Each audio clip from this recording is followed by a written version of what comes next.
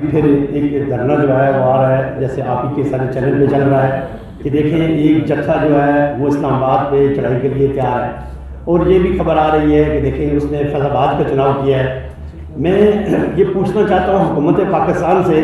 کہ یہ دیکھیں یہ جتنے ایک اسلام آباد کو ایک قلعہ بنا دیا گیا ہے اور ایک خوف و ہراس پھیل گیا ہے، مجھے سمجھ نہیں آتی کہ کاروبار کس طرح پروان چڑھے گا اور یہ کاروبار کس طرح ہوگا۔ یہ کہا جاتا ہے کہ پاکستان کا تاجر اور اس کی تجارت جو ہے یہ ریڑھ کی ہڈی ہے، تو یہ ریڑھ کی ہڈی کو توڑنے کے ہر شخص جو ہے اس پہ چڑھ دوڑنے کو تیار ہے۔ تو میں حکومت پاکستان سے، وزیر اعظم جناب شہباز شریف سے، چیف جسٹس آف پاکستان سے اور چیف آف اسٹاف سے یہ درخواست کرتا ہوں کہ دیکھیں ایک طرف سے آپ یہ کہتے ہیں کہ یہ تجارت جو ہے، یہ معیشت جو ہے یہ پاکستان کی ریڑھ کی ہڈی،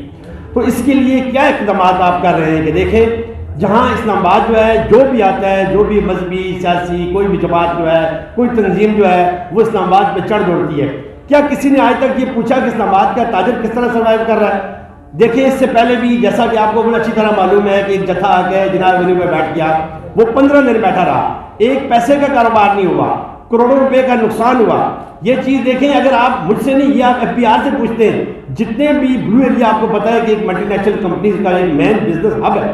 آپ ایف پی آر سے یہ پوچھ سکتے ہیں کہ کیا بلو ایریا کے اندر کروڑوں روپے کا کاروبار کا نقصان ہوا؟ کیا ایک تو جو لوگوں کا ذاتی نقصان ہوا یہ ایک الگ بات ہے، مجھے آپ یہ بتائیں کہ گورنمنٹ آف پاکستان کا نقصان کیا نہیں ہوا؟ جب بزنس ہی نہیں ہوا تو ٹیکس کہاں سے جائے گا؟ دیکھیں یہ جس طرح کے یہ ریلیاں، یہ اپنا ڈیلی کے جناب لانگ مارچ، یہ جتھے، اس کے لیے دیکھیں یہ حکومت کے کام ہوتے ہیں، کاروبار کو اس کی جان، کاروباری کی جان و مال کے تحفظ کی ضمانت جو ہے اس کی ذمہ داری حکومت کی ہے، تو حکومت پاکستان کو چاہیے کہ ان ریلیوں سے ہمیں نجات دلائی جائے۔ میں آنے والے جتھوں سے بھی یہ درخواست کرتا ہوں، میں جناب ہمارے سابقہ وزیر اعظم عمران خان سے درخواست کرتا ہوں، دیکھیں آپ آزادی کی تو بات کر رہے ہیں، آزاد تو ہم آج سے 75 سال پہلے ہو چکے تھے،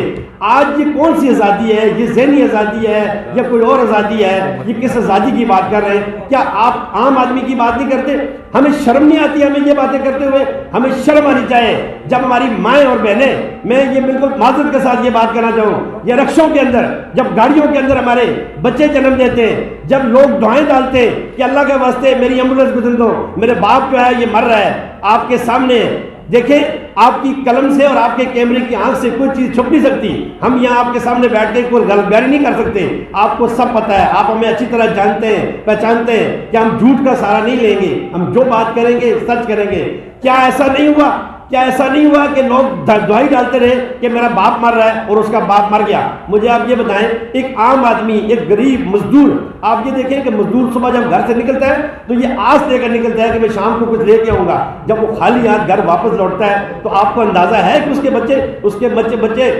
مجھے یہ بتایا کہ وہ پیسے منہ آنکھیں وہ یہ دیکھ رہے ہوتے ہیں کہ ابو کچھ نہیں لے کر آیا، وہ کچھ نہیں لے کر آتا۔ بچے جب اسکول جاتے ہیں تو ہمیں نہیں پتا ہوتا کہ کون سا جتھا کدھر کون سی گلی میں چلا جائے گا، کون سے روڈ کو بلاک کر دے گا۔ تو دیکھیں اسلام آباد کو یہ جو آپ نے جو قلعہ بنایا ہوا ہے، یہ خوف و ہراس بنایا ہوا ہے، اس کو ختم کیا جائے۔ ان جتھوں کے لیے دیکھیں قانون سازی ہونی چاہیے، اسمبلی میں دیکھیں آپ کی حکومت ہے، میں حکومت وقت سے مخاطب ہوں، ان جتھوں کو اسلام آباد سے دور رکھیں، اور یہ فیض آباد کا جو چناؤ کیا گیا ہے اس کو بالکل یہ نہیں ہونا چاہیے۔ میں وزیر اعلیٰ پنجاب سے درخواست کرتا ہوں کہ دیکھیں آپ ان جتھوں کی یہ دھرنوں کو ان کی پشپنائی مت کریں، دیکھیں آپ بھی اس ایک ملک کے، ہم بھی آپ کی عوام ہیں، کل ہم ادھر یا ادھر کی باتیں نہیں ہیں، دیکھیں عوام کی بات کریں، مزدور کی بات کریں، غریب کی بات کریں، اور دیکھیں اسکول کے بچوں کی بات کریں۔ کیا یہ ہونا چاہیے کہ ہر کوئی آ کے یہاں بیٹھ جائے؟ دیکھیں آج ہم سب کی بات اس لیے کر رہے ہیں کہ دیکھیں اب ایسا نہیں ہو سکتا کہ اسکول کے بچے بھی آ جائیں، کل ہاسپٹل بھی آ جائیں، ہاسپٹل کے مریض آ جائیں، اسکولوں کے بچے آ جائیں، کالجز کے اسٹوڈنٹ آ جائیں۔ تو اس لیے ہم نے یہ کہا کہ آج اگر یہ موقع ملا ہے تو ہم سب کی بات کر لیں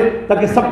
کی ہماری بات کی کم از کم ذرائع ہو۔ اور میں آپ سے یہ درخواست کرتا ہوں، دیکھیں آپ ہمیشہ ہماری بات سنتے ہیں، ہماری بات کو آگے پہنچاتے ہیں، دیکھیں ڈیلی ٹاک شو ہوتے ہیں، کیا ایسا نہیں ہو سکتا کہ ہمارا ڈیلی ایشو پہ بات ہو؟ کیا تاجر کے لیے بات ہو؟ دیکھیں تجارت اگر ہو رہی ہو، تجارت ہوگی تو آپ کا ملک ترقی کرے گا۔ دیکھیں یہ تجارت ہے، تاجر ہے تو یہ ٹیکس دیتا ہے، جب مجھے بتائیے کاروبار ہی نہیں ہوگا، جب کام ہی نہیں ہوگا، تاجر خود بھوکے پیٹ بیٹھا ہوگا تو ٹیکس کہاں دے گا؟ دیکھیں اس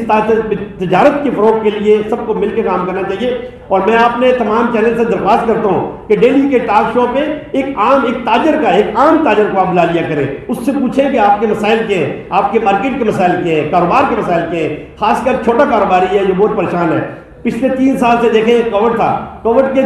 جو سلسلہ تھا اس کے جو ٹائم تھا اس میں آپ کا تاجر تباہ و برباد ہو گیا، اس کا مداوع کسی نے کیا؟ پوری دنیا میں دیکھیں، آپ اچھی طرح باخبر ہیں، پوری دنیا کے ممالک کے اندر جتنا بھی کاروباری اس کو نقصان ہوا حکومتوں نے اس کا مداوع کیا، مگر ہمارے یہاں آپ کا جو تاجر ہے یہ تباہ و برباد ہو کے یہاں سے چلا گیا۔ میں بلو ایریے کے دیکھے چھوٹے تاجروں کی نمائندگی کرتا ہوں، میرے بلو ایریے کے اندر آپ کو پتہ ہے 8 کلومیٹر کا بلو ایریا ہے فرنٹ اور بیک، یہاں سے ہزاروں تاجر نقل مکانی کر گئے، یہاں سے چھوڑ گئے، وہ اپنی دکانیں چھوڑ گئے، اور کئی ایسے دکانیں بند کر کے گئے واپس ہی نہیں آئے، اس لیے وہ اتنا ڈیفالٹ کر چکے تھے، ان کو پتا تھا نہ ہم یہ کاروبار رن کر سکتے اور نہ یہ ہم یہ اپنا یہ کرایہ دے سکتے ہیں۔ تو لہٰذا میرے تمام اپنے میڈیا نمائندگان سے، تمام چینل سے یہ درخواست ہے ہماری آواز بنے اور ہماری اس حق کی بات کو زیادہ سے زیادہ اس کو دکھائیں۔